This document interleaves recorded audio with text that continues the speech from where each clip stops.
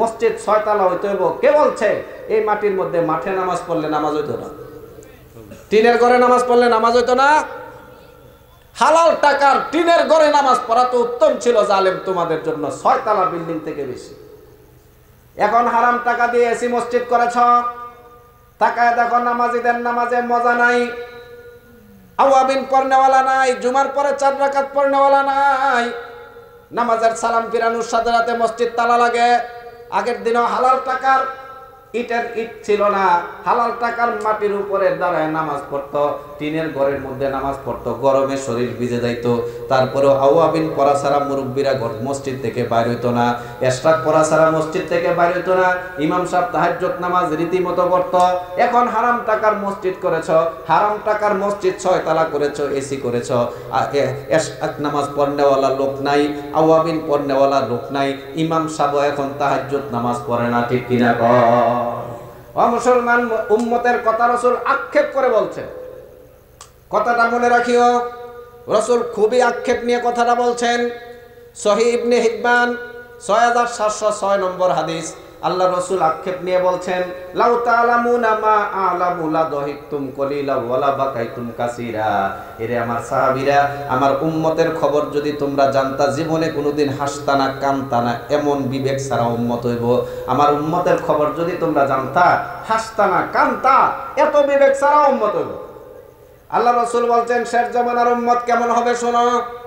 আইয়াজহারান নিফাকু ওয়া তুরফাউল আমানাতু ওয়া তুকবাদুর রাহমাতু ওয়া ইউত্তাহামুল আমিন ওয়া ইউতামানু গায়রুল আমিন।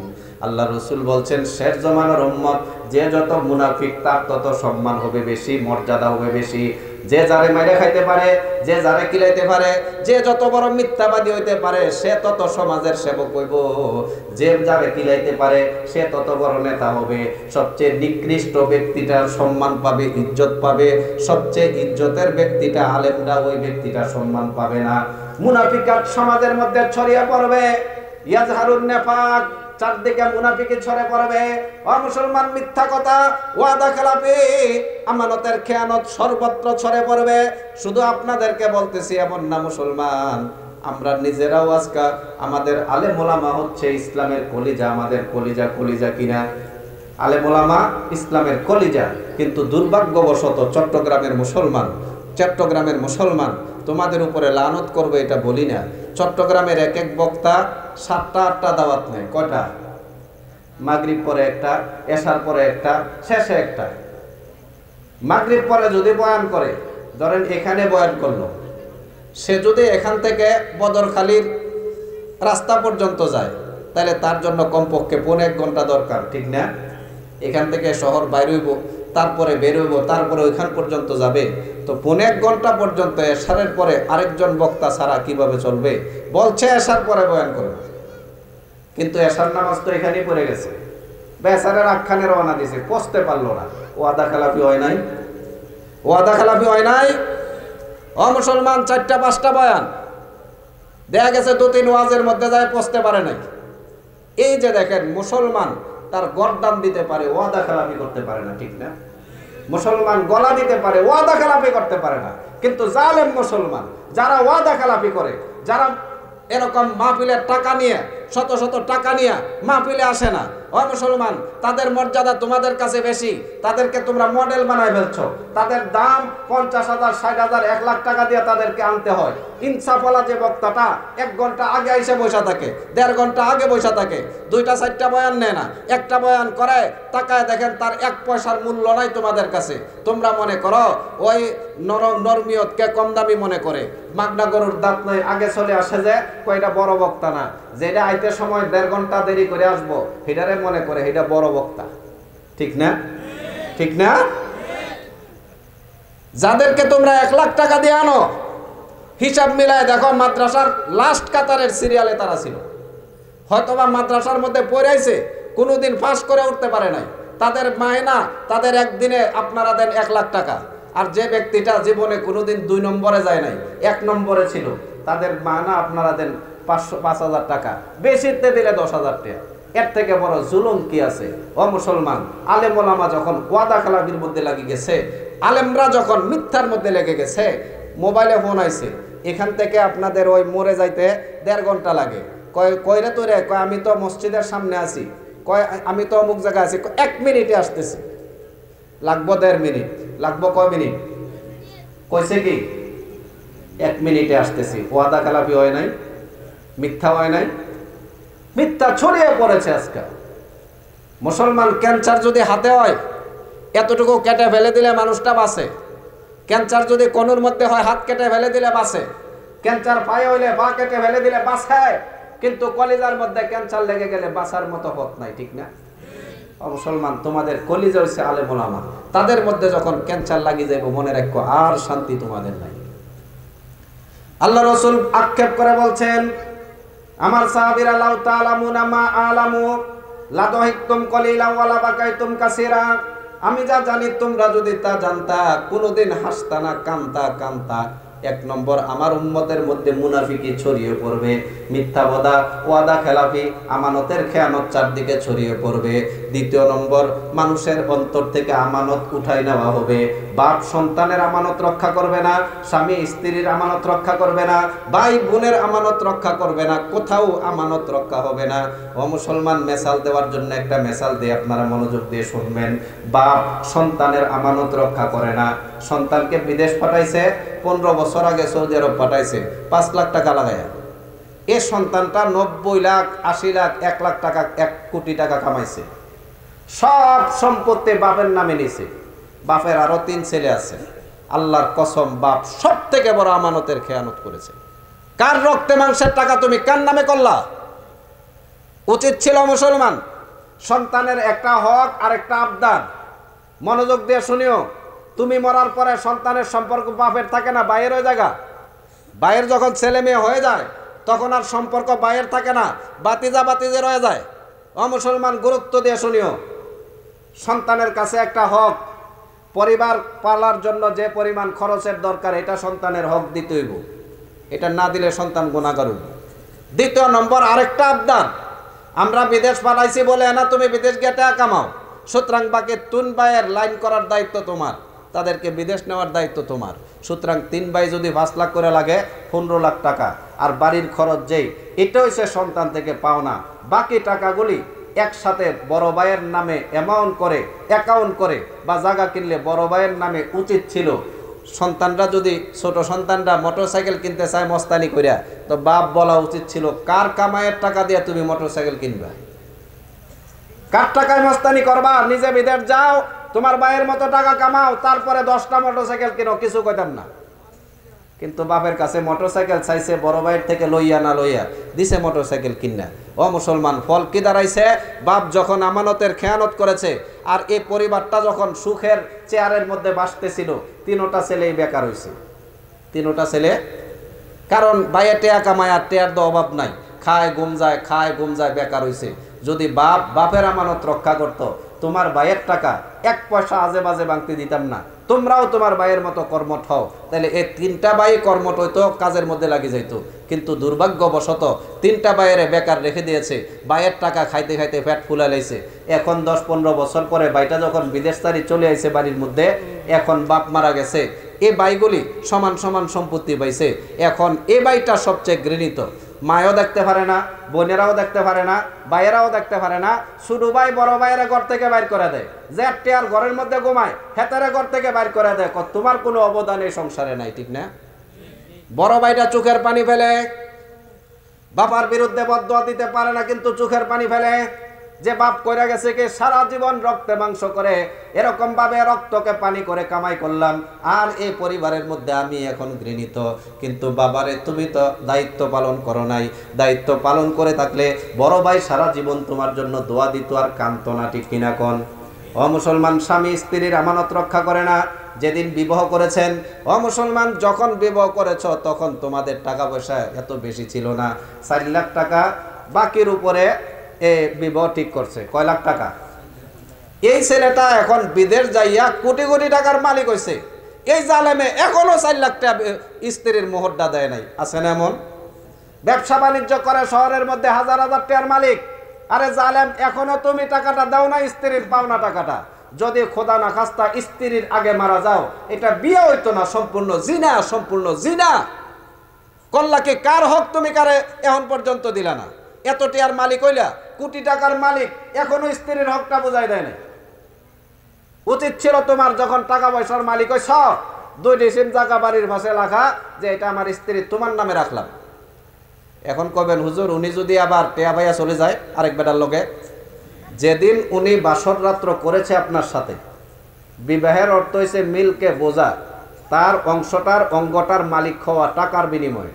যেদিন প্রথম রাত্রে বাসর করেছ সেদিনই মোহরের টাকাটা সে পাওনা হয়ে গেছে।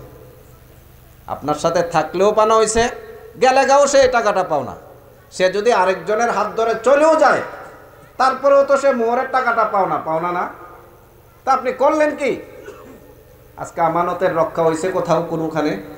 সর্ব জায়গায় এমনও দেখছি কোটি কোটি টাকার মালিক 3 লাখ টাকা স্ত্রীর মোহর দিছিল, কিন্তু এখনো মোহরটা পরিশোধ করে নাই। এটা যে পরিশোধ করতে হইব এটাও বলে গেছে মুসলমান। মনে রাখবা, যারে আল্লাহ পাক সম্পদ দিছে তার সম্পত্তি তার হকটা তারে দিয়ে দিবা, তার হক দিয়ে দিবে। হক আদায় করলে ঘরে শান্তি আইব, আইতো না? অমুসলমান সম্পত্তি হলে এখানে আমানতের খেয়ানত করিও না। আল্লাহ রসুল বলছেন শেষ জমানার উম্মতের সর্বত্র আমানতের খেয়ানত হবে। তারপরে মানুষের অন্তরে রহম থাকবে না, দয়া থাকবে না। সমাজের মানুষের মধ্যে দয়া থাকা, রহম থাকা, সমাজের মানুষ এক রায়ের উপরে থাকা, এটা আল্লাহর খুব পছন্দের। পুরা সমাজের মানুষের মাঝখানে একজন মানুষ মারা গেছে, সমাজের বিভিন্ন এলাকার মানুষগুলি যখন ওই ব্যক্তিটা সম্পর্কে বলছে বালা, 40 জন মানুষ যদি একজন মানুষের ব্যাপারে কয় ব্যক্তিটা ভালো ছিল, আল্লাহর সাথে সাথে জানাজার আগে আগে তার সব গুনাহ মাফ করে দেয়। মুসলমান, জুমার নামাজের মর্যাদা বেশি কারণ কি? সমাজের সর্বত্র লোক এখানে জমা হয়। ঈদের নামাজের মর্যাদা বেশি কারণ কি? সমাজের সর্বত্র লোক এক গ্রামের মধ্যে একসাথে জমা হয়। এর জমাটা আল্লাহর কাছে পছন্দের। কিন্তু জালেম দুনিয়ারে, আমরা যখন এক সময় ক্লাস 7-এ পড়েছি, 8-এ পড়েছি, পুরা গ্রামের সব ছেলেগুলি একসাথে মিলে ফুটবল খেলতাম। এই পাড়ার শেষ ছেলেটা ওই পাড়ার শেষ ছেলেটার কান্দের মধ্যে হাত দিয়া আনন্দ ফুর্তি করতে করতে বাড়ির যাইত। কিন্তু দুনিয়া এমন জালেম হয়ে গেছে, ওই পাড়ার ছেলেটা আওয়ামী লীগ করে, এই পাড়ার ছেলেটা বিএনপি করে। এখন সাব বেজির সম্পর্ক, মোহাব্বত তো দূরের কথা, কারে কেডায় কিলাই বই কিলাকিলির তালে থাকে, ঠিক কিনা কর? মুসলমান, সমাজের মানুষের মধ্যে যে গ্রামের মানুষের একজন আরেকজনের সাথে যে একটা দয়া মায়া ছিল, এটা উঠে গেছে। আল্লাহ রসুল হাদিস শরীফের মধ্যে বলছেন, বুখারী শরীফ 7061 নম্বরের হাদিস, قال رسول الله صلى الله عليه وسلم يتقارب الزمان وينقص العمل ويلقى الشح وتظهر الفتن ويكثر الحرج। আল্লাহর রাসূল বলেন শেষ জমানা, সময় কমে আসবে। সপ্তাহ 2 দিনের সপ্তাহের মতো মনে হইব, 3 দিনের সপ্তাহের মতো মনে হইব। মাস তাড়াতাড়ি চলে যাবে, সময় খালি তাড়াতাড়ি চলে যাবে, সময়ের বরকত কমে যাবে, আমল কমে যাবে মানুষের। আস্তে আস্তে করে মানুষ আমল থেকে দূরে সরে যাবে। তারপরে আল্লাহর রাসূল বলছেন ইয়াজহারুস সুখ, মানুষের অন্তরের মধ্যে কৃপণতা বসবাস করবে, অভাব ঢুকে যাবে মানুষের অন্তরের মধ্যে। তারপরে আল্লাহর রাসূল বলছেন এরকম ফিতনা ছড়িয়ে পড়বে সমাজে সমাজে। অমুকের বউ অমুকের লগে গেছে গা, অমুক বেডি 4 জন সন্তান লই আরেক বেটার লগে গেছে গা, অমুকের মাইয়ারে খুঁজে পাওয়া যায় না। 15 দিন পরে শুনছে যে অমুকের লগে গেছে গা। জায়গায় জায়গায় চুরি হইব, ডাকাতি হইব, এ ফিতনা উম্মতের মধ্যে ছড়িয়ে পড়বে। ওয়াকসুরুল হারজু, হারজ বেশে যাবে, বেড়ে যাবে। কিলা ইয়া রাসূলুল্লাহ মাল হারজু, আল্লাহ রাসূল হারজ কি জিনিস? আল্লাহ রাসূল কয় আল কতলু, আল কতলু, মানুষে মানুষে মারামারি বেড়ে যাবে, মারামারি বেড়ে যাবে।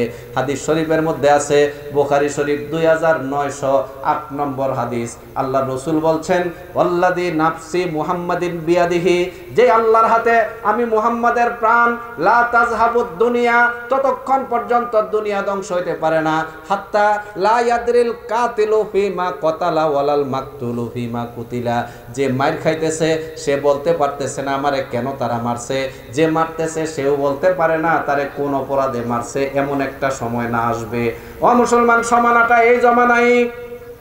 হিসাব মিলায় দেখেন, ওই পাড়ার ফোলা একটা বিএমপি করে, এ পালার ফোলা আওয়ামী লীগ করে, এদিকে আসছে, আর তারে কিলায় নাকটা কয়েকজনে মিল্লা বসকায় রয়েছে। এ ছেলেটারে জিজ্ঞেস করা হইলো তুমি যে মার খাইলা, কেন মার খাইলা? কইতে পারতাম না, এদিকে আসছি, আর এরা উড়া দুরা মার শুরু করছে, ঠিক কিনা কোন? যে মার খাইছে সে কইতে পারে না কেন মার খাইছে। যারা মারছে তাদেরকে যদি জিজ্ঞেস করো তোমাদেরকে গালি দিছে নাকি, কয় না গালি দেয় নাই। তোমার আব্বারে কিছু কইছে নাকি, না কয় নাই। তোমাদের বাড়িতে হামলা করছে নাকি, না করে নাই। তোমার উপরে কোনো সময় আঘাত করছিল নাকি, না করে নাই। তাহলে মারতেছ কেন, কয় বিএমপি করে। আরে জালেম, বিএমপি করলে কি একজন ছেলেরে তুমি মারতে পারো নাকি? এদেশে আইন আছে, আদালত আছে, পুলিশ আছে, আর্মি আছে, র্যাব আছে। এদেশের মধ্যে প্রত্যেক থানায় থানায়, এলাকা এলাকায় পোর্ট অফিস আছে বিচার করার জন্য। তুমি নিজের হাতে কেন বিচার নিবা? তোমারে যদি কিছু করত, তুমি কিল দিলা, তোমারে কিল দিলা, তুমি কিল দিতা, সমান সমান হইতো। তোমারে গালি দিলা, তুমি গালি দিতা, সমান সমান হইতো। এটা ইসলামে জায়েজ বলছে। তো কেন কিলাইতেছ? সে কেন কিলাইতেছে এটাও কইতে পারে না, কেন কিলাইতেছে। জমানাটা আসে নাই, আসে নাই।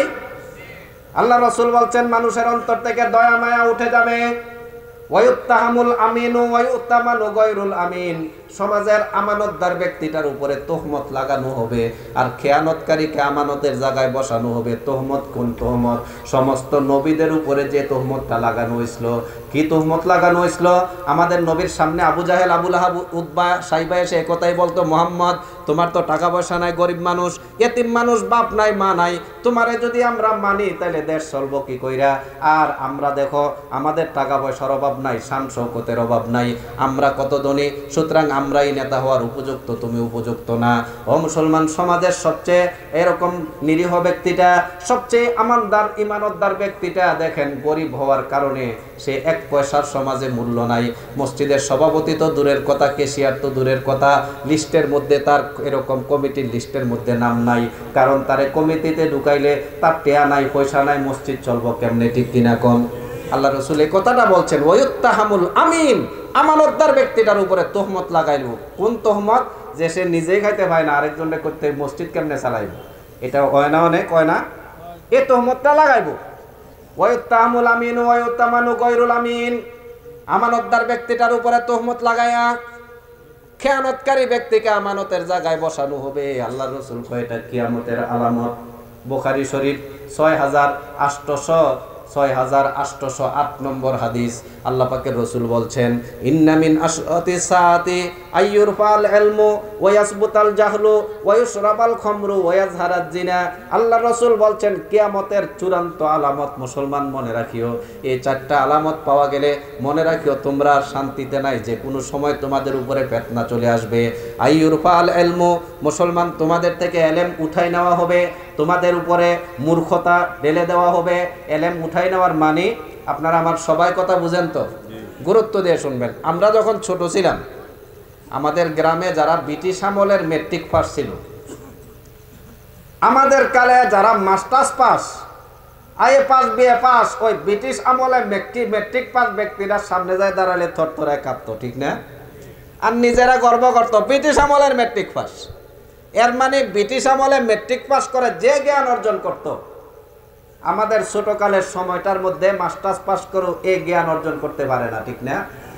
আমাদের কালে যারা মেট্রিক পাস করে যে অর্জন করত, এখন মাস্টার্স পাস করেও তারা এর কাছে দিয়ে যাইতে পারে না, ঠিক না? আমার নানা ছিল ক্লাস 5-এ পড়ছে অথবা মাদ্রাসায়, কারি ছিল এতটুকু। আমি নিজের জীবনে দেখছি আমার থানাতে, বাঞ্ছারামপুর থানাতে এমন কোনো বাবের বেটা আলেম ছিল না ওনার সামনে কোনো দাঁড়ায় কথা কইতে পারবো যে 5-এ পাস। ওই কালে ব্রিটিশ আমলে 5 পাস করছে, 5 মানে মাদ্রাসার 5 পাস। ফার্সি 2-1 কথা জানতো, তারপরে উর্দু জানতো এতটুকু, আরবি তো বুঝতোই না, কারণ 5-এ কি আরবি পড়াইতো নাকি? কিন্তু দেখতাম উনি যদি কোনো মসজিদে যায় 5 মিনিট আগের থেকে মুসল্লিরা দাঁড়ায় থাকতো, ইমাম দাঁড়ায় থাকতো যে রহিমকারী সাহেব আইব, খবরদার ইমামতি আর কাউরে দিও না। বয় ইমাম সাহেব সামনে যাইতো না, একটা বয় ছিল। ওই কালে ফার্স্ট 5 পাস, এখন বড় মুফতি পাস, তাদের সামনে টিকতো না। ও মুসলমান, জমানা যত এদিকে আসতেছে এলেম কমতেছে, ঠিক না? তারপরে এই বাংলাদেশের এলেমের শিক্ষা ব্যবস্থাকে আজকে ভারতীয়দের হাতে, হিন্দুদের হাতে উঠাই দেওয়া হয়েছে, যার কারণে মুসলমান আমার দেশের শিক্ষা ব্যবস্থাকে আজকে এমন ধ্বংসের পথে নিয়ে যাচ্ছে।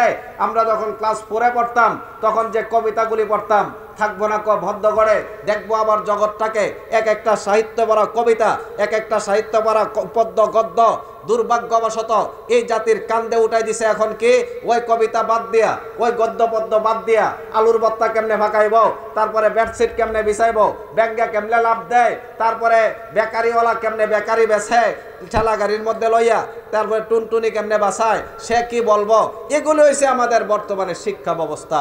যার কারণে মুসলমান এদেশের শিক্ষা ব্যবস্থা ধ্বংসের নিকটবর্তী হয়ে গেছে, ঠিক না? আরেক জালেম নাস্তিকের বাচ্চা সব থেকে বড় বাংলাদেশের যে ক্ষতিটা করেছে, যে শিক্ষা ব্যবস্থায় আমরা পিতি চাই না, ছাত্রদের উপরে কোনো বেত্রাঘাত চলবে না, এই জালেমে যেই ক্ষতি করেছে বাংলাদেশকে 200 বছর পেছনে নিয়ে গেছে। ফল দাঁড়ালো কি, একটা ছাত্র বেয়াদবি করেছে, তারে বেত্রাঘাত করা যাবে না, শাস্তি দেওয়া যাবে না। ও মুসলমান, বেয়াদবের শাস্তি যদি না হয়, আপনারা বলেন সে বেয়াদবি ছাড়বো নাকি বেয়াদবি বাড়াইব? যদি একটা ছেলে দুষ্টামি করছে, এমন দুষ্টামি যে সে মার খাওয়ার উপযুক্ত, তারে যদি শাস্তি না দেওয়া হয়, দুষ্টামি কমবে নাকি পরের দিনে ডবল দুষ্টামি করতো না? ফল দাঁড়াইছে মুসলমান। গত 1.5 সপ্তাহ আগে এক শিক্ষিকারে ক্লাস 9-এর ভোলা, 9-এ পড়ে ছাত্র, সরাসরি ক্লাসের মধ্যে প্রেমের লেটার দিছে, কয় আপনার সাথে আমি প্রেম করতে চাই।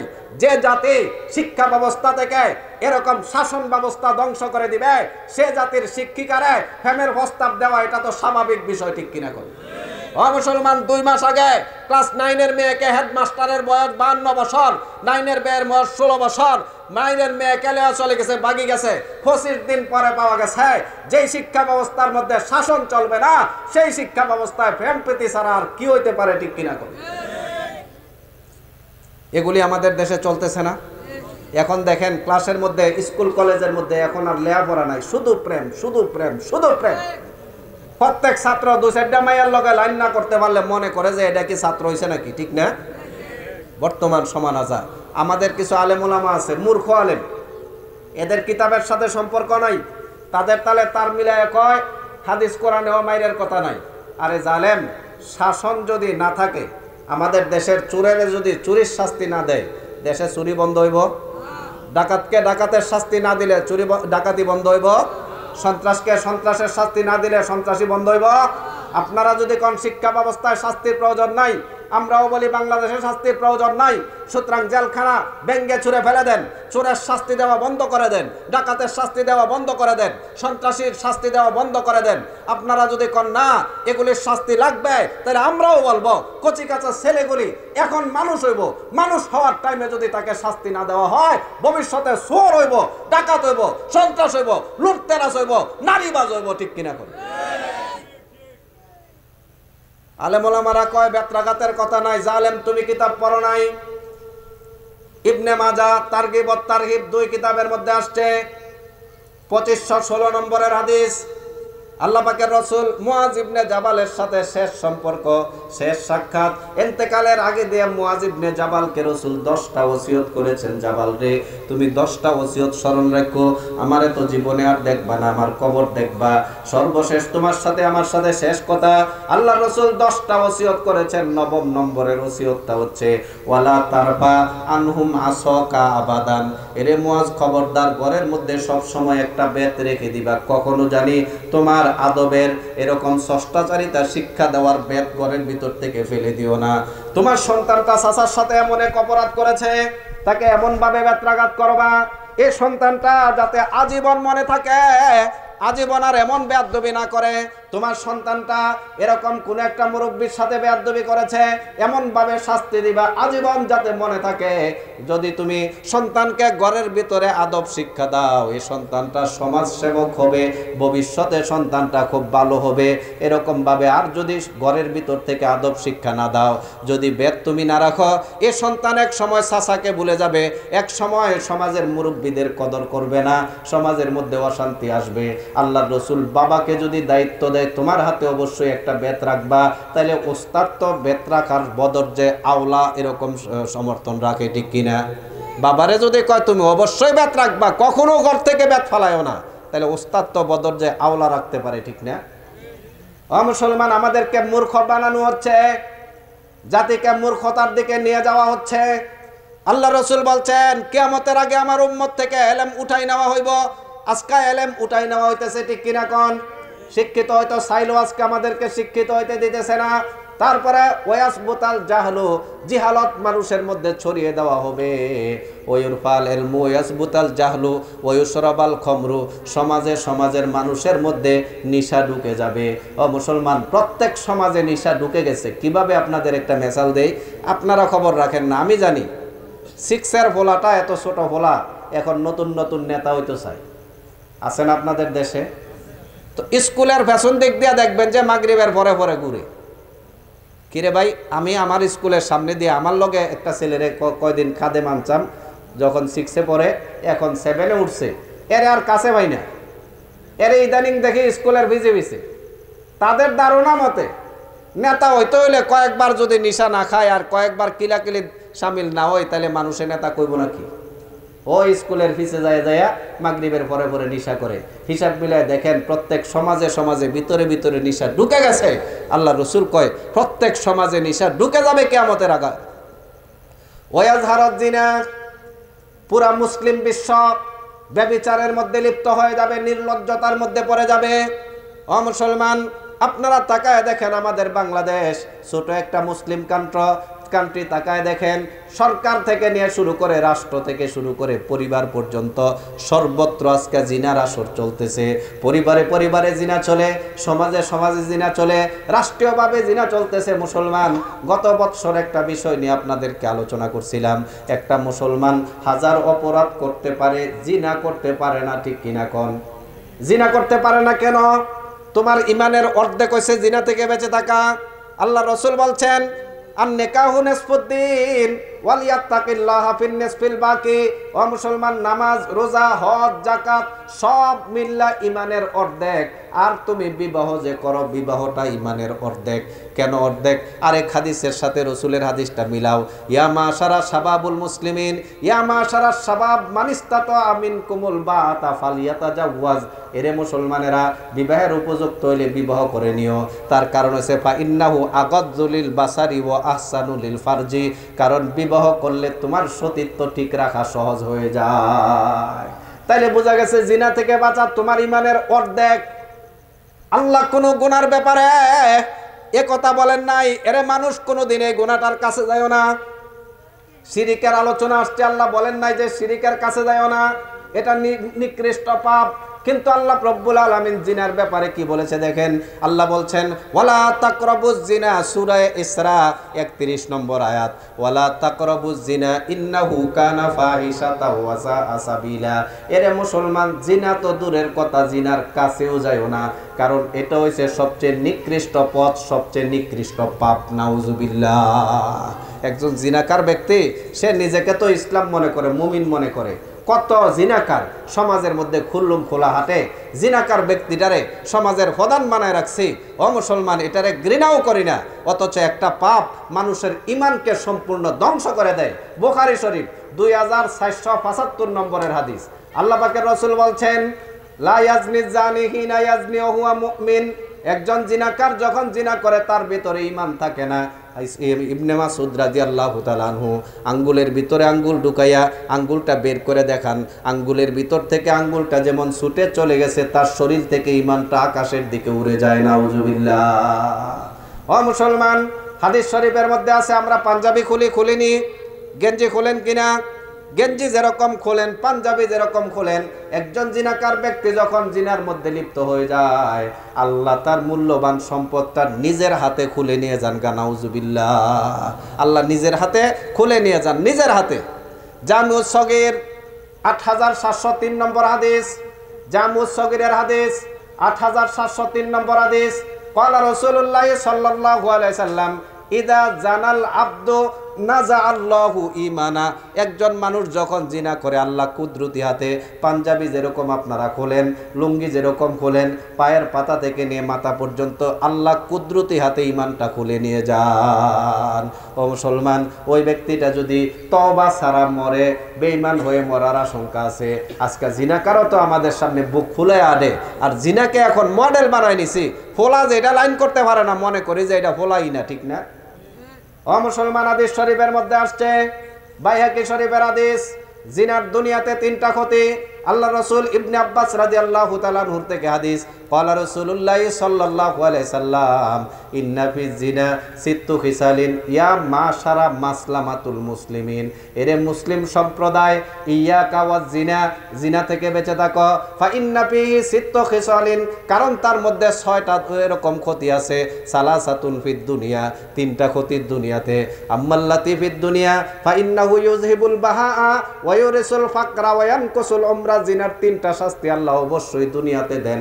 1 নম্বরে তার চেহারার ইমানের সৌন্দর্য আল্লাহ নষ্ট করে দেন। ও মুসলমান, মুসলমানের এক্সট্রা একটা ইমানি সৌন্দর্য আছে, চেহারায় আসেনি। একজন মানুষ মরার পরে দেখবেন ঢাকাতে হাসপাতালে মরেছে, বাড়িতে আনতে আনতে 8-9 ঘন্টা 10 ঘন্টা লেগে গেছে, তারপরেও মুসলমানের চেহারাটা কালো হওয়া উচিত ছিল, কিছু জিনিস পরে থাকলে কালো হয়ে যায়, কিন্তু মুসলমানের চেহারা দেখবেন হলুদ বর্ণের হয়েছে, কালো হয় না।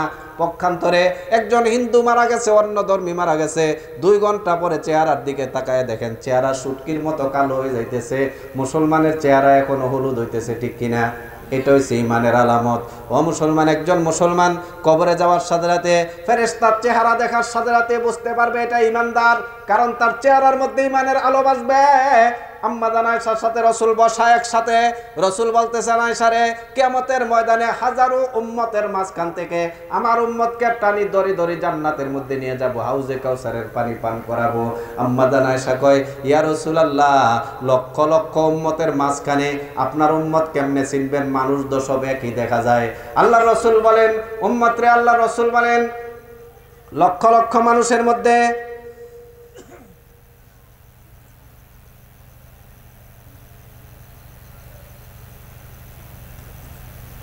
লক্ষ লক্ষ মানুষের ভিতরে আপনার উম্মতকে আপনি কেমনে চিনবেন? আল্লাহর রাসূল কয়, হ্যাঁ চিনতে পারবো আয়েশা রে, 100 গোরার মাঝখানে একটা কালা গোরা, তার মাথাটার মধ্যে সাদা চিহ্ন আছে, শুধু মাথাটার মধ্যে, তুমি চিনবা কিনা? কয়, ইয়া রাসূলুল্লাহ, 100 গোরার ভিতরে আমি নিঃসন্দেহে এই গোরাটা বাইর করতে পারবো, এক তো কালা, আবার হচ্ছে সাদা চিহ্ন, এটা দূরে থেকে দেখা যায়। আল্লাহর রাসূল বলছেন, আয়েশা রে, কিয়ামতের ময়দানে আমার উম্মত যখন উঠবে, সমস্ত উম্মতের মাঝখানে আমার উম্মতের কপাল থেকে আর চেহারা থেকে এই লাইটগুলি যেরকম ভাবে আলো জ্বলতেছে, এরকম আলোর ফুকাত জ্বলতে থাকবে। শত শত মানুষের মাঝখান থেকে ওই আলো দেখে আমার উম্মতটারে টানিয়া ধরে হাউজে কাউসারের পানি পান করাই দিব। আল্লাহ রাসূল বলছেন, উম্মত যদি জিনাকার হয়, তার চেহারার সে আলো নষ্ট হয়ে যায়। ও মুসলমান, 2 নম্বরের, তার অন্তর কোটি টাকার মালিক হইল, তার অন্তরের মধ্যে একটা অভাব থেকেই যায়। অন্তরকে আল্লাহ অভাব লাগাই দেন, সারা জীবন কোটি টাকার মালিক হইল, অন্তর ছোট থেকে যায়। কোটি টাকার মালিক কিন্তু অভাব, ঘরের মধ্যে অভাব, এটা থেকে যায়। 3 নম্বর, ওয়ায়ানকুসুল উমরা, আল্লাহ হায়াত কমাই দিবেন। একটা আমলের দ্বারা আল্লাহ হায়াত বাড়াই দেন। কয়টা আমল দ্বারা?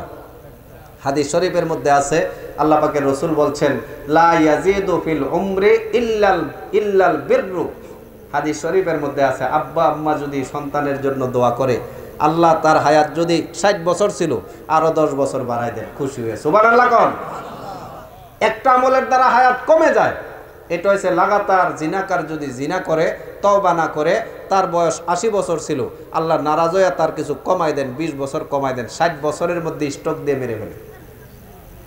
মুসলমান, এগুলি বড় খতরা, এগুলি বড় খতরা। হাদিস শরীফের মধ্যে আছে, আমার উম্মত মুনাফিকের মধ্যে পুরা সমাজ লেগে যাবে। তারপরে উম্মতের মধ্যে আমানতদারিতা থাকবে না, বাপ সন্তানের আমানত রক্ষা করবে না, স্ত্রী স্বামীর আমানত রক্ষা করবে না, বোনের আমানত ভাইয়ে রক্ষা করবে না। তারপরে মানুষের মধ্যে এরকমভাবে এলেম কমে যাবে, জিহালত বৃদ্ধি পাবে, খালি জিহালত বৃদ্ধি পাবে। ও মুসলমান, মানুষের মনে দয়া মায়া থাকবে না।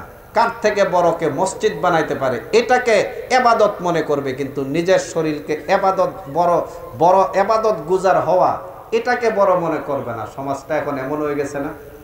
আল্লাহ রাসূল বলছেন, আক্ষেপ কইরা সাহাবীরা রে, আমার উম্মতের কথা জানলে তোরা হাসতি না কান্তি। কিছু কিছু উম্মত এমন, তো আল্লাহ রাসূল বলছেন, ইন্নাল ইসলাম বাদাআ গরিবান কামা বাদা। ইসলাম এক সময় তো অল্প মানুষ নিয়ে প্রচার হয়েছিল, পুরা পৃথিবী ছড়ে পড়ছে, আবার ইসলাম মদিনার দিকে ঢুকে যাবে, হাজারো মানুষ নামে মুসলমান থেকে যাবে, ভিতরে ইসলামের চিহ্ন পাওয়া যাবে না।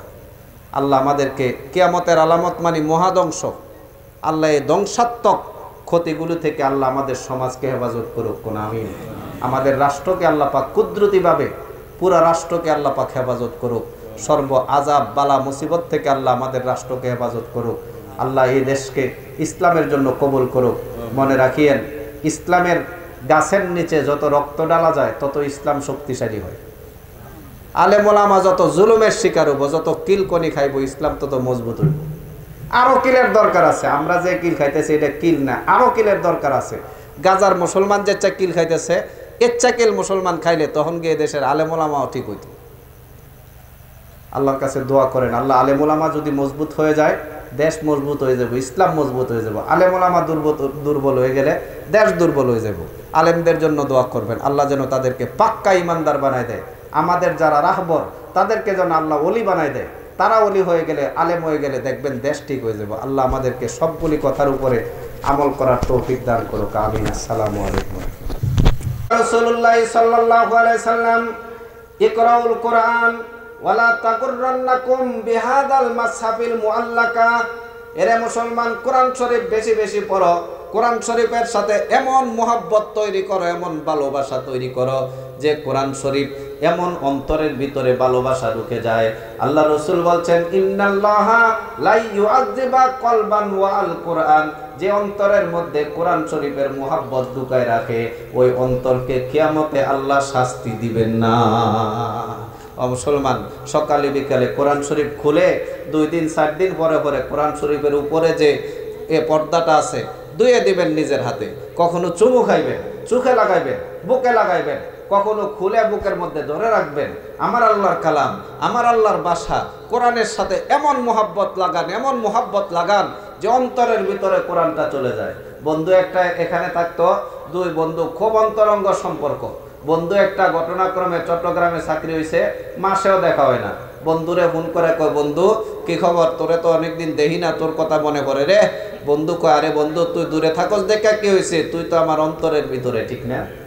কয় না, এই যে অন্তরের ভিতরে, এটা কি বন্ধু নাকি বন্ধুর মুহাব্বত? ও মুসলমান, কোরআনকে এমন ভাবে তিলাওয়াত করো সকাল সন্ধ্যায়, কোরআনের মুহাব্বত অন্তরে ঢুকে যায়। কিয়ামতের ময়দানে উঠলেও যাতে অন্তরের ভিতরে কোরআনের মুহাব্বত পাওয়া যায়। হাদিস শরীফের মধ্যে আসছে, ইন্নাল্লাহা লা ইউআযযিবা কলবান ওয়া আল কোরআন। যে অন্তরের ভিতরে কোরআনকে রাখা হয়, ওই অন্তরকে আল্লাহ আখিরাতে শাস্তি দিবেন না। ও মুসলমান, খবরদার, ঘরের ভিতরে সকালবেলা সন্ধ্যাবেলা কোরআন শরীফ তিলাওয়াত কইরো। এই মুসলিম জাতির ইজ্জত আল্লাহ কোরআন শরীফের মধ্যে রেখেছেন। ভুলে যায়ও না কথাটা, যতদিন পর্যন্ত মুসলমানরা কোরআনকে অন্তরের ভিতরে ঢুকায় রাখছিল, ততদিন গোটা বিশ্বে বিজয় অর্জন করেছে।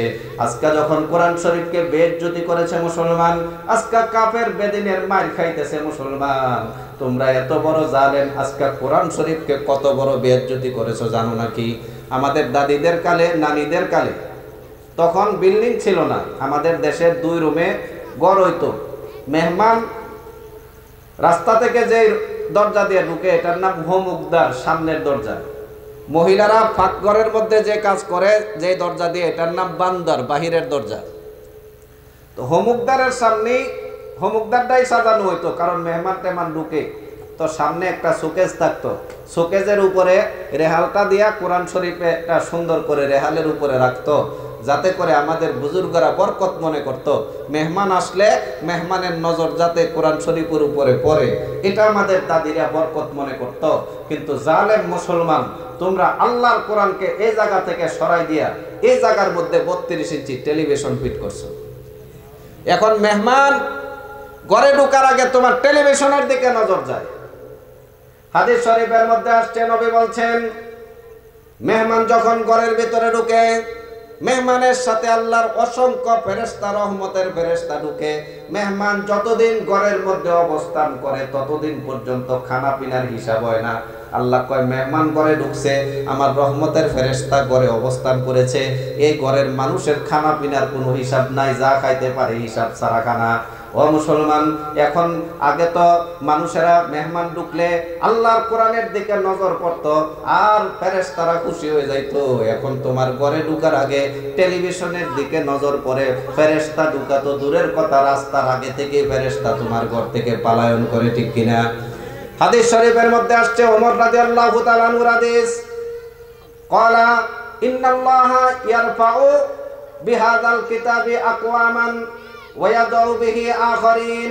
এই কোরআন শরীফের মাধ্যমে গোটা বিশ্ব মুসলমান বিজয় করেছে, আর শেষ জাতি মুসলমান অপমানিত অপদস্থ কাফেরের হাতে মাইর খাইবে কোরআন শরীফ ছাড়ার কারণে। আপনারা দেখবেন, আপনারা যারা মুরব্বী আছেন, আমাদের থেকে বেশি বয়স্ক আছেন, আমরা যখন আগে মক্তব পড়তাম, তো মক্তব পড়া গ্রাম থেকে আমরা কিন্তু রাস্তা দিয়ে যাইতাম না, ছোট বলা ছিলাম, বান্দর দিয়ে হমুকদার দিয়ে মানুষের যাইতাম। যতটা বাড়ির মুরব্বী ছিল, আমরা মক্তব শেষ করে যখন যাই দেখতাম এদিক দিয়ে রৌদ্র উঠতেছে, দরজা খুলে দিয়ে মুসল্লাটা বিছাইয়া কোরআন শরীফটা লইয়া, কোরআন শরীফ পড়তে জানতো না কিন্তু কোরআন শরীফ ফিসটা উল্টাইতো, লম্বা টাইম পর্যন্ত কোরআন শরীফ পড়ে, রৌদ্র উঠে গেছে, নাস্তার টাইম হয়েছে, তখন গিয়ে নাস্তা করতো, কোরআন শরীফটা রেখে দিত। ও মুসলমান, 20 বছরের ব্যবধানে ওই গ্রামের মধ্যে যদি এখন সকালে পুরা গ্রাম তালাশ করি, একজন কোরআন তিলাওয়াতকারী নাই, ঠিক না? ও মুসলমান, আজকে তোমাদের অপদস্থ হচ্ছ কেন? আমাদের বাপ দাদাদের কালে ব্রিটিশ আমলে পুরা গ্রামে 10 জন আলেমও ছিল না, মহল্লায় মহল্লায় ছোট ছোট অল্প পড়ুয়া আলেম ছিল, কিন্তু ব্রিটিশ আল্লাহর কসম 200 বৎসর পর্যন্ত এদেশে রাজত্ব করেছে। আল্লাহর কোরআনে হাত দেওয়া তো দূরের কথা, আল্লাহর কোরআনের দিকে তাকানোর সাহস করে নাই। ওই কালে আলেম ওলামা ছিল না, আমাদের বাপ দাদাদের এলেম ছিল না, কিন্তু আমাদের বাপ দাদাদের অন্তরের মধ্যে ও মুসলমান যে ঈমান ছিল, বিশ্বাস ছিল, ওই ঈমানের কারণে ব্রিটিশ কখনো ইসলামের বিরুদ্ধে কিচ্ছু করতে পারে নাই। আজকে ঘরে ঘরে আলেম আছে, আজকে উলামায়ে কেরামের অভাব নাই, ইসলামের জন্য জীবন দেনেওয়ালার অভাব নাই, কিন্তু কোরআন তিলাওয়াতকারী নাই। যার কারণে দেখেন অল্প সংখ্যক নাস্তিক রাষ্ট্র থেকে শুরু করে সমাজ ব্যবস্থা পর্যন্ত নাস্তিকদের হাতে চলে গেছে। কখনো বিসমিল্লাহ মুছে দেওয়া, কখনো ইসলামের বিরুদ্ধে কথা বলা, কখনো আল্লাহকে গালি দেওয়া, কখনো রসুলকে গালি দেওয়া, এ দুঃসাহস করছে একমাত্র আমাদের ইমানি দুর্বলতার কারণে, ঠিক কিনা? ও মুসলমান, কোরআনকে ইজ্জত করো। কোরআনের মতো এত বড় ইবাদতের ফ্যাক্টরি দুনিয়াতে আর কিছু নাই। কোরআন শরীফ হাতে ছোঁয়া ইবাদত, কোরআন শরীফকে কপালে লাগানো ইবাদত, কোরআন শরীফকে চোখে লাগানো ইবাদত, কোরআন শরীফকে বুকে জড়িয়ে ধরা ইবাদত, কোরআন শরীফ তাকায়া থাকা কোরআন শরীফের দিকে ইবাদত, কোরআন শরীফের মধ্যে হাত লাগায় রাখা ইবাদত, কোরআন শরীফ বুঝে পড়া ইবাদত, না বুঝে পড়া ইবাদত। এত বড় কোরআন শরীফের মতো শ্রেষ্ঠ আর কোনো জিনিস পাইবা না। মুরব্বীরা সকালবেলা মক্তবের মধ্যে বাচ্চাদেরকে দিয়ে কোরআন শরীফ নিয়ে বসে যাও। কোরআন শরীফ পড়তে না জানলে শুধু পৃষ্ঠা উল্টাও, পৃষ্ঠা উল্টাও, প্রত্যেকটা পৃষ্ঠা পড়ার সমান সওয়াব পাইবা। বিকালবেলা মাগরিবের পরে কোনো কাজ নাই, হঠাৎ করে টেবিলের মধ্যে কোরআন শরীফটা নিয়ে একটু পড়ো, কোরআন শরীফটারে মোহাব্বত দেখায়ও। কিয়ামতের ময়দানে একজন ব্যক্তির ব্যাপারে কোরআন শরীফ দাঁড়ায় যাবে, ডেকে বলবে, আল্লাহ কোরআন শরীফ সে পড়তে জানতো না, কিন্তু সে আমাকে এমন ভাবে মোহাব্বত করেছে, আমি নিজেও তাকে ভালোবেসে ফেলেছি, সুতরাং আমি নিজের হাতে তাকে জান্নাতে পৌঁছাই দিব। আল্লাহ বলবেন, যা তুই নিজের হাতে জান্নাত পৌঁছাই দে। কোরআন শরীফ একজন ব্যক্তিকে জান্নাতে পৌঁছাই দিবে। আরেকজন ব্যক্তির ব্যাপারে বলবে, আল্লাহ সে জালেম ছিল, তার ঘরের মধ্যে কোরআন শরীফ 6 মাস ধরে পড়ে রয়েছে, পরিষ্কারও করে নাই একদিন, ভিতরে গুনে খাইতে খাইতে খাইতে খাইতে পৃষ্ঠা পর্যন্ত খেয়ে ফেলছে, খুলেও দেখে নাই। এ জালেমে আমাকে বেইজ্জতি করেছে, সুতরাং আমি নিজের হাতে তাকে জাহান্নামে পৌঁছাই দিব। নাউজুবিল্লাহ। এটা হাদিসে আছে, বুখারী মুসলিম দুনো কিতাবের হাদিস। ক্বালা রাসূলুল্লাহ সাল্লাল্লাহু আলাইহি সাল্লাম, আল কুরআনু শাফিউন মুশাফফাউন ওয়া মাহিল্লুন মুসাদ্দাকুন ফামান জাআলা আমামাহু কাদাহু ইলাল জান্নাহ। কোরআন শরীফ সেদিন সুপারিশ করলে আল্লাহ অবশ্যই সুপারিশ গ্রহণ করবেন। যে ব্যক্তির সম্পর্কে বলবে আল্লাহ সে আমাকে সামনের রেখেছিল, খুব মহব্বত করত। আল্লাহ বলবেন যাও তুমি নিজে তাকে জান্নাতে পৌঁছায় দাও। আরেক ব্যক্তি সম্পর্কে বলবেন ফামান জালা খলফা জহরিহি, সে আমাকে পেছনে রেখেছে, কোরআন শরীফের কোনো কদর করে নাই, ইজ্জত করে নাই। আল্লাহ বলবেন সাকাতাহু ইলান নার, তুই নিজে যাইয়া তারে জাহান্নামে পৌঁছায় দে। এজন্য মুসলমান কোরআন শরীফ তিলাওয়াত করবা।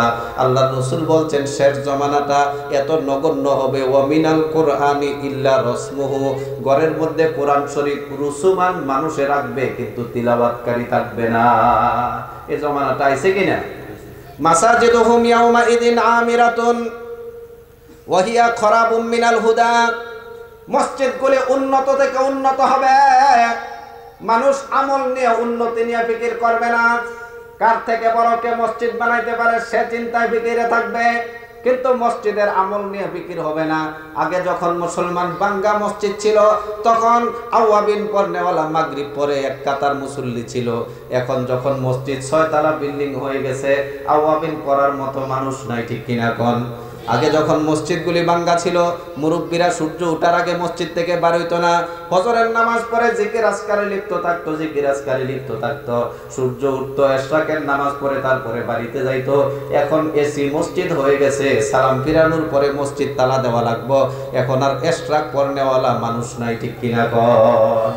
ও মুসলমান, মসজিদ উন্নত হবে, মানুষের আমল উন্নত হবে না, ঈমান উন্নত হবে না। মুসান্নাফ ইবনে আবি শাইবা 30,355 নম্বরের হাদিস, আল্লাহ রাসূল বলছেন শত শত মুসল্লি শেষ জমানায় মসজিদে জমা হবে, শত শত মুসল্লির একজনও পাক্কা ঈমানদার মুসলমান পাওয়া যাবে না।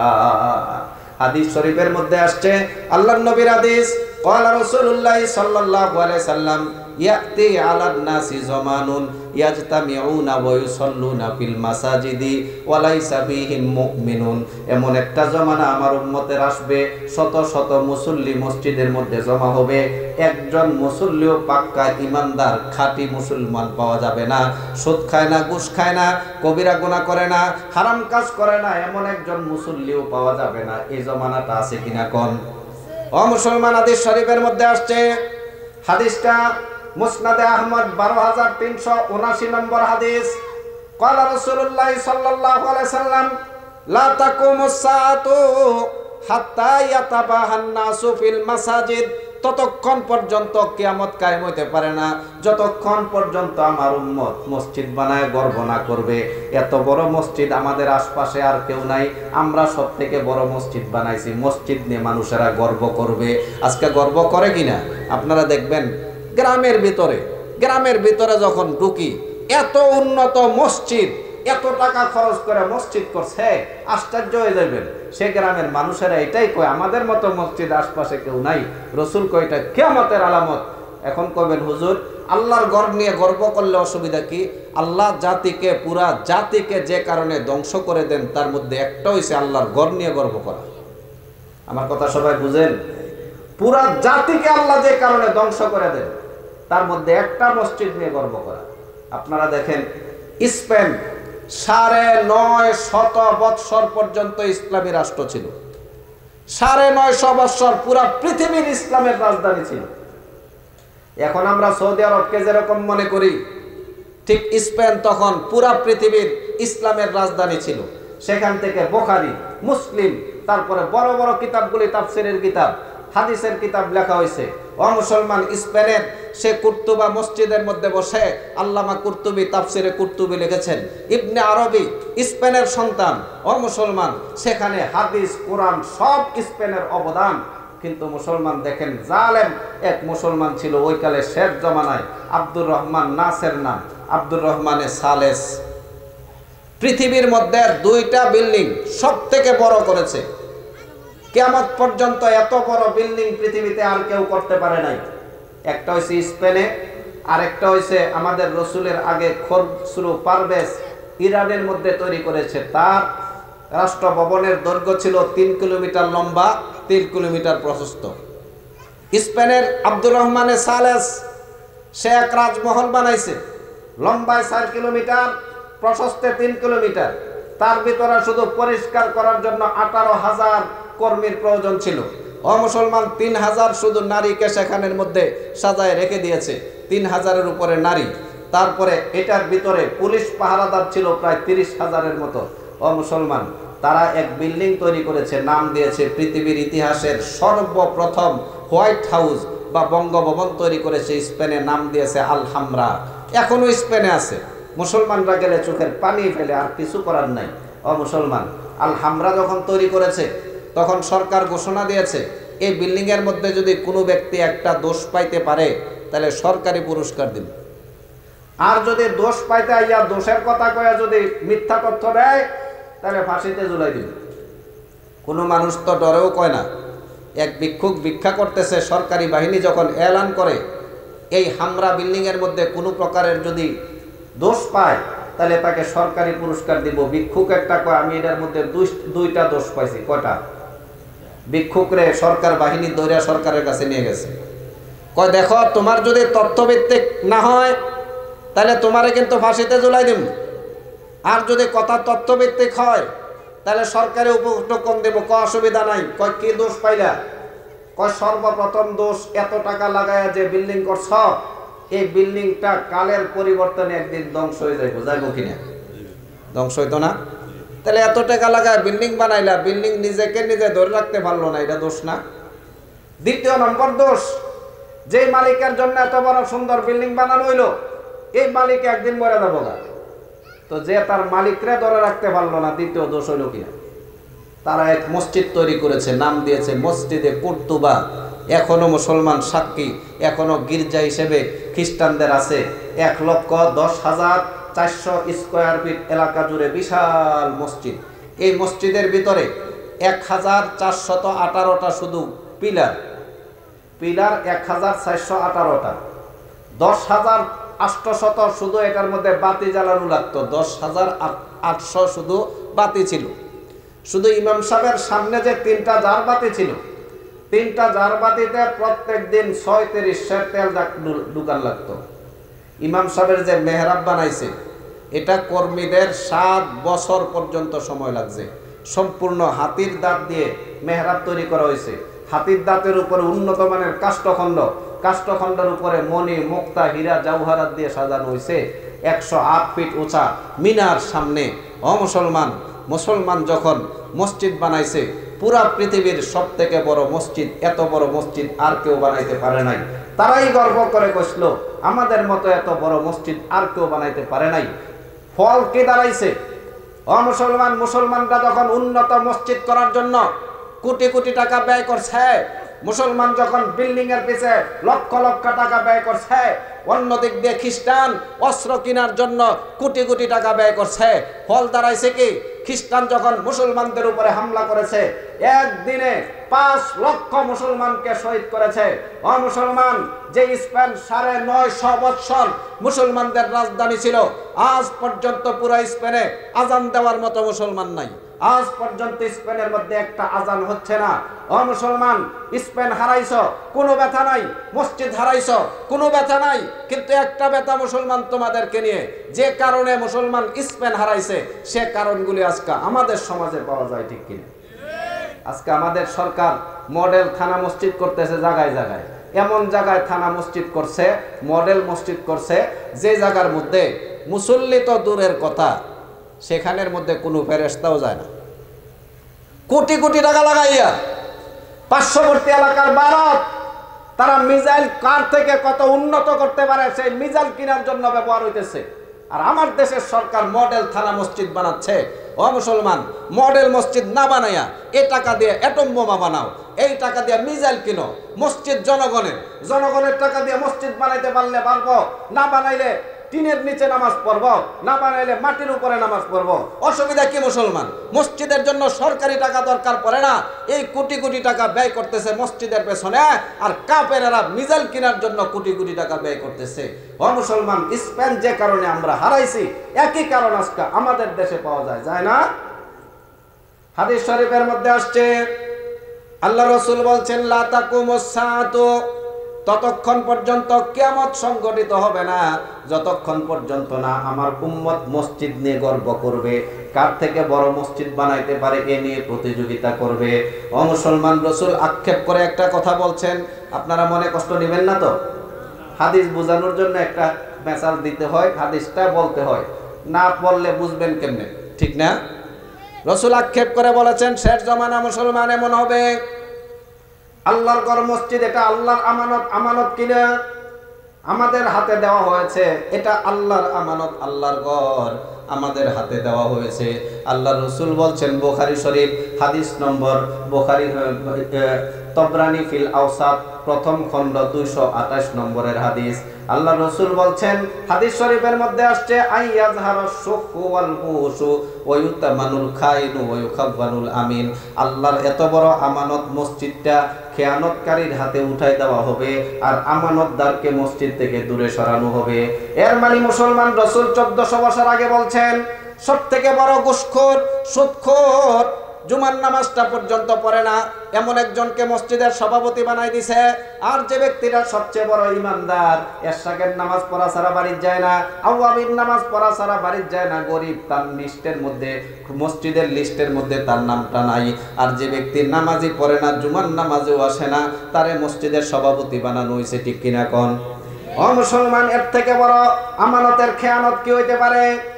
ও মুসলমান, তারে সভাপতি বানাইছে, তার ঘুষের টাকা আছে, সুদের টাকা আছে, পেট এত বড় করে লাইছে সুদ খাইয়া, গুতা দিলে শুধু টেয়া বার হয়, গুতা দিলে শুধু টেয়া বার হয়, যত গুতা দেয় তত লাখ টেয়া বাইর হয়। আর ওই ব্যক্তিটার কাছে টাকা নাই, পয়সা নাই, এজন্য তারে সভাপতি বানাইছে। এরে সভাপতি না বানাইলে মসজিদ চলবো কিভাবে? ও মুসলমান, তোমরা আমার প্রশ্নের একটা জবাব দাও। হারাম টাকা দিয়ে যদি তোমরা মসজিদ বানাও, হারাম ইটের উপরে দাঁড়ায় যদি নামাজ পড়ো, হারাম ইটের নিচে দাঁড়ায় যদি নামাজ পড়ো, মুসলমান, কিয়ামত পর্যন্ত নামাজ পড়লেও তোমার নামাজ কবুল হইব নি? যদি কও যে কবুল হইব, কিন্তু মুসলমান রে, হালাল টাকার উপরে বসে নামাজ পড়লে যে সওয়াব, এ সওয়াব আর সেখানে আশা করতে পারো না, ঠিক কিনা? আজকাল সভাপতি বানাইছে, খেয়ানতকারী ব্যক্তিকে সভাপতি বানাইছে। যে ব্যক্তি নামাজ পড়ে না, তার থেকে বড় খেয়ানতকারী আর কে হইতে পারে, ঠিক কিনা? আমাদের সমাজে এমনটা হইতেছে না? টাকা আছে, টাকার গরিমায় মসজিদের সভাপতি বানাইছে। আরে জালে